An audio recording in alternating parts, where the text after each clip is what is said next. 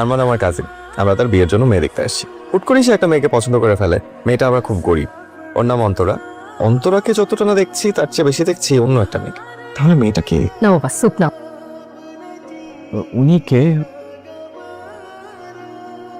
সুপটা খাও না। উনি আমার বড় আপা মনিরা, আসতে লজ্জা পাই তো ওই জন্য আসছে না। আরে লজ্জা কেন পাবে, একটু ডাকো না। আর কথা বলবা? জি জি, আমি একটু কথা বলে আসি। হ্যাঁ তোমরা থাক। তোমার একটা বোনাস আগে বলো না কেন? আপার ব্যাপারে তো কখনো তোমার সাথে কথাই হয় নাই। লাস্ট কবে এত ভালো স্যুপ খাইছি আমার মনে নেই। বাসায় আজকে এত বড় একটা আয়োজন, আপনি এরকম পুরান শাড়ি পরে কেন আছেন? প্রথমে একটা নতুন শাড়ি পরছিলাম, মা বললো রান্না করতে হবে, তাই খামাখা ময়লা হয়ে যাবে। তবে চোখে একটু কাজল দেবেন, আপনার চোখে অনেক মায়া। গালে মশা বসছিল, এখানে এত মশা। বাবা কেমন দেখলি মেয়ে? সুন্দরী আছে, মন মানসিকতা অনেক নিচু। আমারই বিয়েতে মত নাই। গরিব মেয়ে হয়েছে তো কি হয়েছে, গরিব মেয়েরা কিন্তু ভালো সংসারী হয়। বাস্তবতা যদি সেরকম হইতো তাহলে তো এই যেত। আসুন দেখা না কি মনে হয় জানোস, আমার জাস্ট মনে হলো কি আমি এক নিঃশ্বাসে একটা উপন্যাস পড়লাম, ক্লাসিক উপন্যাস। বাবা এরকম হাবি যাবি মেয়ে আমি ঘরে তুলবো না। হাবি যাবি মেয়ে মানে কি? আমি বুঝলাম না, মানে তুমি এটা কি করলা? আমি অন্তরাকে বিয়ে করব, এই বাসায় যদি অন্তরার জায়গা না হয় তাহলে আমি বাসা থেকে বেরোয় যাবো। এত অবাধ্য ছেলে, বাপরে বাপ। আচ্ছা আমি যদি বলি আজ রাতে আমাকে বিয়ে করতে হবে কাজী অফিসে, তুই কি রাজি? আমি না তোমাকে হারাতে চাই না। কি ব্যাককেলের মতো কথা, হারানোর কথা কোথা থেকে আসছে? প্লিজ রাত 9টার পর করো, আমার পার্লারে যাইতে হবে।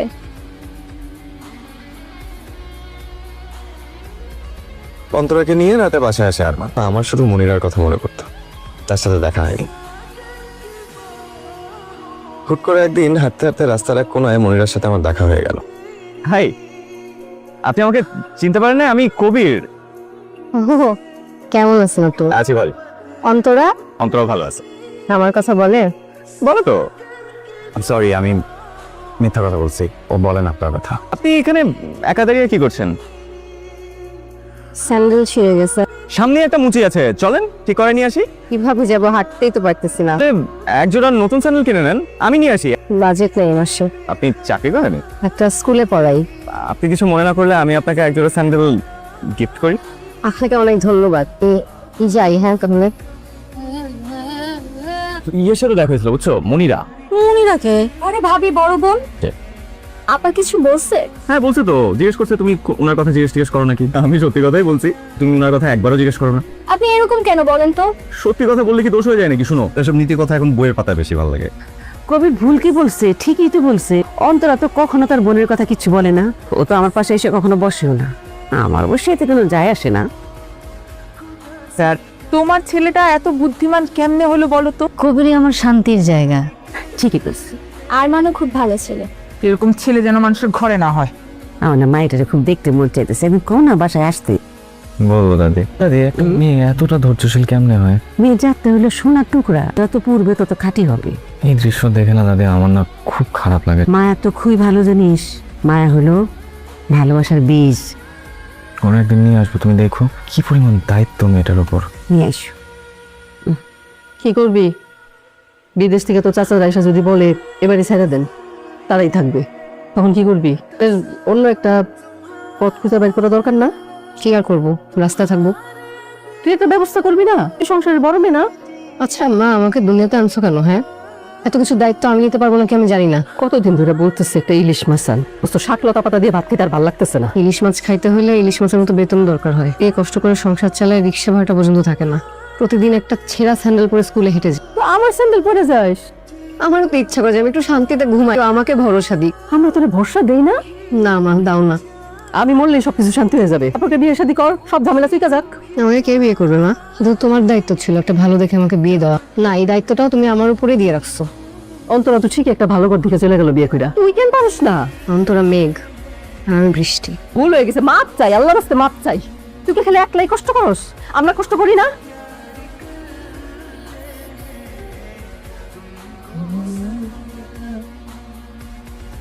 কেমন আছে? আপনি আমার জন্য অপেক্ষা করছেন? হ্যাঁ, উচিত হয়নি তো? আপনার সাথে কথা বলতে খুব ইচ্ছা করতেছিল। আচ্ছা মনিরা, আমি কি আপনাকে তুমি করে বলতে পারি? এই সামনেই কোথাও গিয়ে বসি। তোমার আমাকে কেমন লাগে? ভালো। তুই? মানে আমি তোমার প্রিয় বলেছে বুঝাবো যে তোমাকে আমার প্রথম দিন থেকেই কতটা ভালো লেগে গেছে। মায়া হয় কেন, মানে আমার বুকের ভিতরটা মনে হয় ভেঙে চুরমার হয়ে।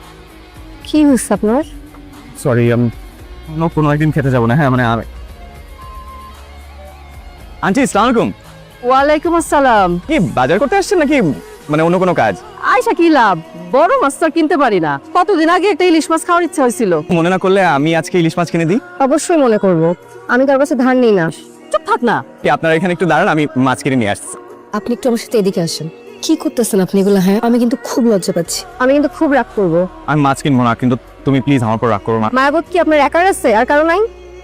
দেওয়ার জন্য মায়া হয়। এত জামা কাপড় কার? আবার আমাদের শুক্রবার দিন মা আসবে, মাকে শাড়ি দুটো দিয়ে দিবে। মনিরার জন্য কিছু কিনে নেই? আসলে আপার অন্যের পছন্দ করা জিনিস পছন্দ হয় না। সমস্যা কি তোরা? মনিরার কথা শুনলেই তোমরা জানি কেমন করো।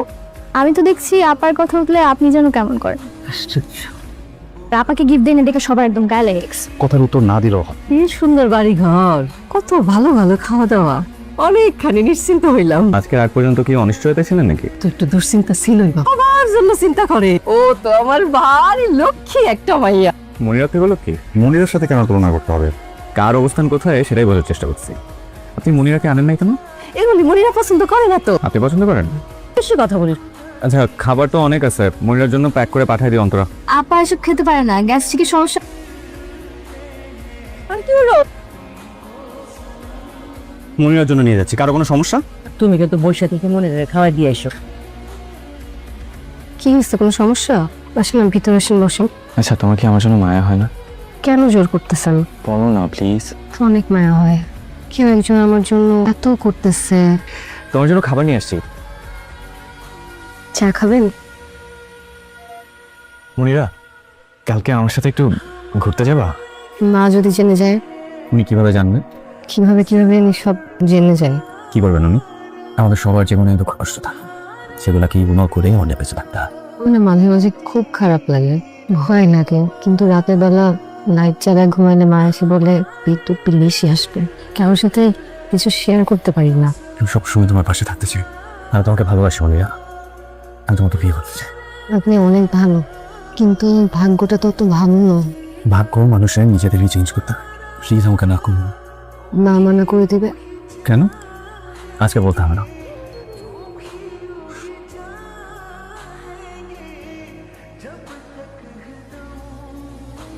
ভালো একটা মেয়ে, ভালো দেখে হয়তো এত অবিচার হয় ওর সাথে। মহিলাকে ভালোবাসিস? হাসি। বিয়ে করতে চাস? আমার কোনো আপত্তি নেই, কিন্তু তোর বাবা চোটে রাজি না হয়। বলে দাদি ম্যানেজ করবে। মহিলাকে একদিন বাসায় নিয়ে না। সমস্যা তো ওখানে মা, খুব ছোট্ট কিন্তু গভীর ব্যথার একটা রহস্য আছে। ঘটনা শুনছো নাকি? মনির আপা আমাদের বাসায় আসতেছে, এটা আমি না একটা জিনিস বুঝলাম না। মনির আপা কিভাবে কি করলো? সেই বাসায় এর আগে একবারও আসে না, কিন্তু এই বাসার সবাই তার ভক্ত। আমার কোনো ভ্যালু নাই। ভ্যালুটা আসে ব্যবহারে। ঘুরে পেঁচে কি বলতেছে আমি বুঝি না। তুমি একটু মনের আপার মতো হতে পারো না? তাহলে তো আমাকে আর এই হীনমন্যতায় ভুগতে হয় না। কোথায় গেছিলেন? আমার মায়ের বাসায় ট্যাংরা মাছের ঝোল খেতে চেয়েছিল, তাই দিয়ে আসলাম। মনে হয় বেশি দিন বাঁচবে না। মানুষ কিন্তু মরে যাওয়ার আগে অনেক কিছু খাইতে চায়, আজা খাইতে চায় না পা, সব কিছু খাওয়াই দিয়ে না। মা কি বলতেছে সব? আচ্ছা, নিজের শরীরের প্রতি যত্ন নেই না কেন? চোখের নিচে কালো পড়েছে কেন? আপনারা সবাই এত ভালো, বাড়িতে না আসলে জানতামই না। আপা, আপনার কানের দুল দুটা দেখতেছিলাম, খুব সুন্দর। কত টাকা দাম? বলতে পারবো না আপা। মনিরার বিয়ের সময় আমি এরকম দেখে 2টা কানের দুল বানাই দিব না। তোমার জন্য আমি একটা শাড়ি আনাইছি। কেন খামাখা আমার জন্য খরচ করতে গেলেন? যা আছে তাতে আমি মানায় নিতে পারি। সবাই খেতে আসেন। আমি মা, আমাকে দিও না, আপন করে দেখো সবাইকে বেড়ে দিচ্ছে। কেউ কেউ যুগ যুগ ধরে পাশে থাকলেও কাউকে আপন করে নিতে পারে না, কেউ একদিনেই সবাইকে নিচে করে নেয়। আপনি কি আমাকে মিন করে কিছু বললেন? অন্তরা আগ বাড়ায় কেন কথা বলতেছো? আচ্ছা বড় লোকের কি মজা দিয়ে রান্ধে, হ্যাঁ এত স্বাদ হয় যে। আন্টি, আমরা বড় লোক না, যত্ন করে রানলে সব রান্নাই ভালো হয়। আমার কানের দুলটা পাচ্ছি না। কেমন কথা বলেন? ও কানের দুলের কি পাতলা গজাইছে? এই ঘরের মধ্যে কোনো জায়গায় আছে, মনেই হয় নাই সারাটা দিন পরের বাড়িতে ছিলাম। তুমি কিন্তু আবার এসো মা, আমার না খুব পছন্দ হয়েছে আপনার এই মেয়েটাকে। আপনার মনে হয় মনটা এখনো খারাপ? এক জোড়া দুল হারাইছে তো কি হয়েছে, 1000 জোড়া দুল আসবে। এমন একটা দিনে ঘটনাটা ঘটলো, কোনো সমস্যা নাই, আমাদের সাথে তো একটাই ব্যাগ। ছি ছি আপা, আপনি সব কি বলছেন? না না, কোনো সমস্যা নাই, দিত আপনার কোনো সন্দেহ আর থাকলো না। কি সিচুয়েশন? মনিরা, কি করছোস? এটা তো আমার দুলটা। না,